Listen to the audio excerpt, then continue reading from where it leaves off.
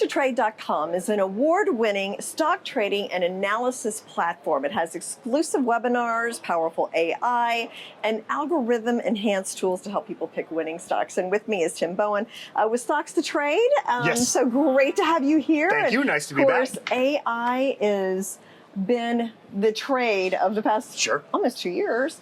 But there's some overlooked areas where you can take advantage of the growth in AI. Tell me about that. So I think the biggest things that people are overlooking is cooling, okay? So I won't tell the story too long, but I actually, right out of high school, started an internet provider. We were back in the dial-up days.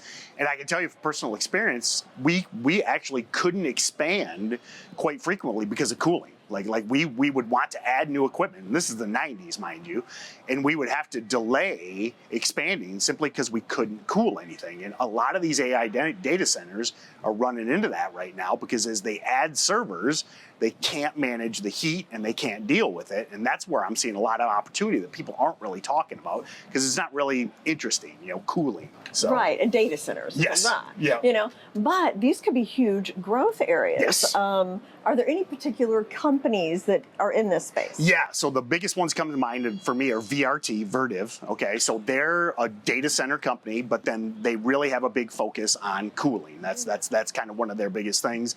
The other one is NVT, nVent, and then a small cap stock, APLD.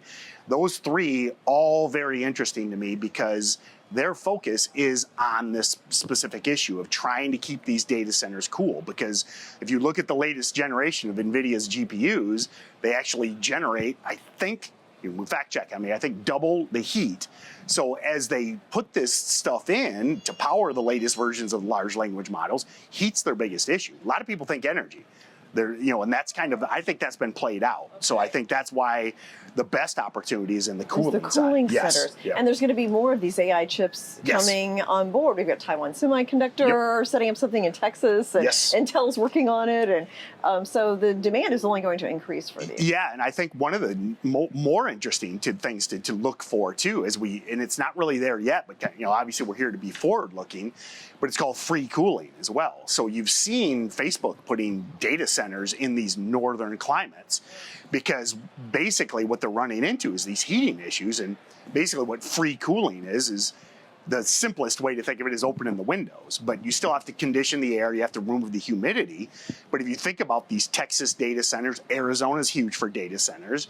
So it's kind of like if this is our number one issue of dealing with heat, now we're putting this thing baking in the sun in Arizona, which Arizona's huge for data centers, but they're dependent on the Colorado River for cooling. And so it creates this kind of non-virtuous loop of we're putting them in hot areas. Our biggest problem is heat, and how are we going to deal with it? Very interesting, because I know one thing they were looking at for a while was energy costs. Yes. And a lot of those were in Texas and things like that, but maybe the cooler temperatures. Because, funny thing is, a lot of for whatever reason, whether it be regulation, et cetera, a lot of these hotter states do have cheaper energy, but kind of going back, and so that's kind of where I'm going with this is, that problem needs to be solved. Like they have to solve that problem because you can't add more GPUs, more infrastructure, and have the heat go up because they start malfunctioning, they fail, and it creates all the kind of issue, and they can't scale up.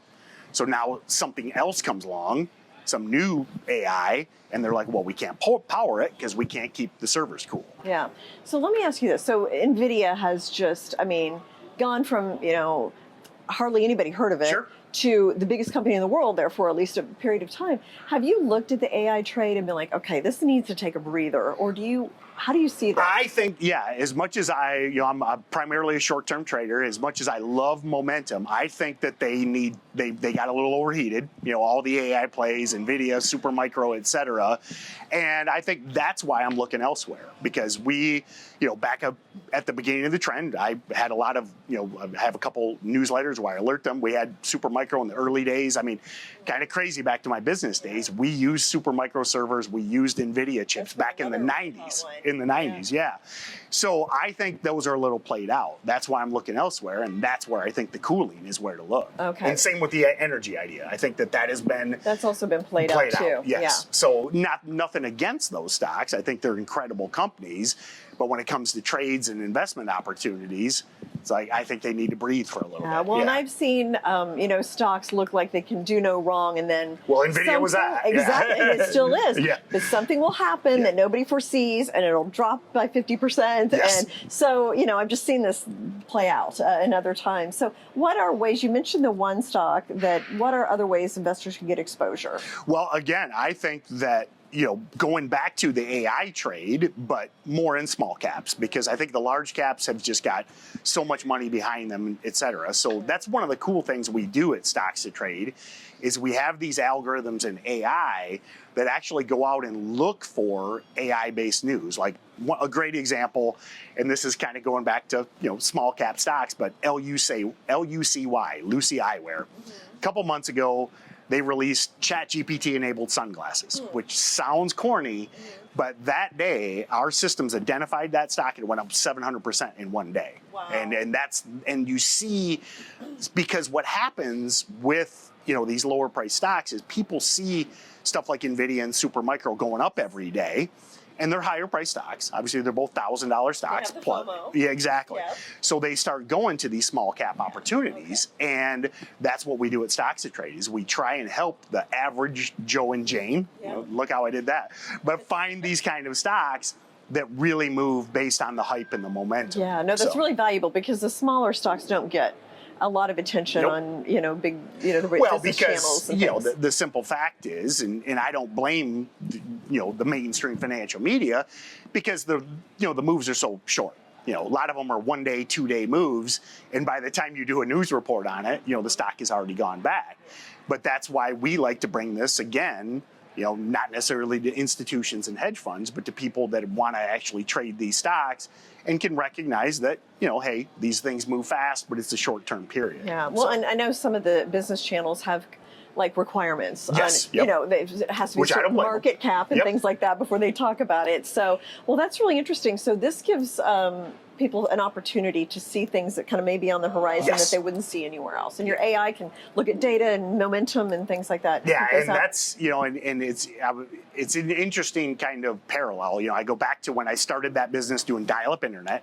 Like that was the thing. I remember. Yeah, the old screeching modems and everything. Yes. But it was like amazing because at my business, we were getting people on the internet for literally the first time. And it was an exciting time, even though you had to wait 5 minutes for a picture and you'd wait 3 minutes for an email to send.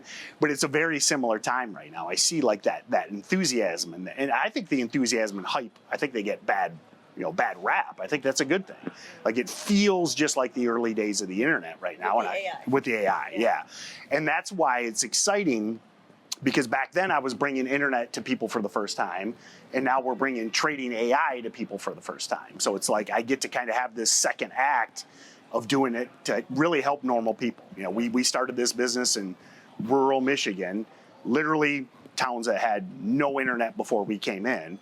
And it's the same with this AI trading. We're one of the first that's doing this. So what are some other macro trends you're keeping an eye on, whether AI or otherwise? Well, I'm a big EV, electric vehicle fan, obviously. Yeah, I think, and autonomous vehicles. Like, I think that, especially, I'm a big productivity guy. And every time I go to LA or I come here, it was 45-minute Uber ride to get here. Now, I was in the Uber, I could still work. But I always think about all these people that could be working or could be doing other things, but they have to drive. So I think that the autonomous vehicles, robo-taxis, I just see it as a huge, huge, huge productivity boost. And, you go to LA and it's 4 hours to get, 10 miles. And all these people, and you look around, they're all commuting. And I look at that as lost time. And whether it be productivity or even just personal time, and safety. I mean, flat out. I mean, I'm as guilty as anybody. I'm checking stocks on my phone when I'm driving, and it's not good. Yeah. So safety and all of those things I think are great. Now, would that be Tesla? Or? Yes. Okay. Yeah. I mean, unfortunately, something I've said many times is right now, I think there's Tesla and everybody else. Like, they're just so far ahead. With the robo-taxis. Yes. Well, everything. Because Google has Waymo. I took one in Arizona, and it was not good. It was just like the thing got confused a couple times, and it was just not there yet. But it'll get there probably. Yeah. And I just look at, I'm a huge Elon Musk fanboy. I mean, I started out with an Apple II computer.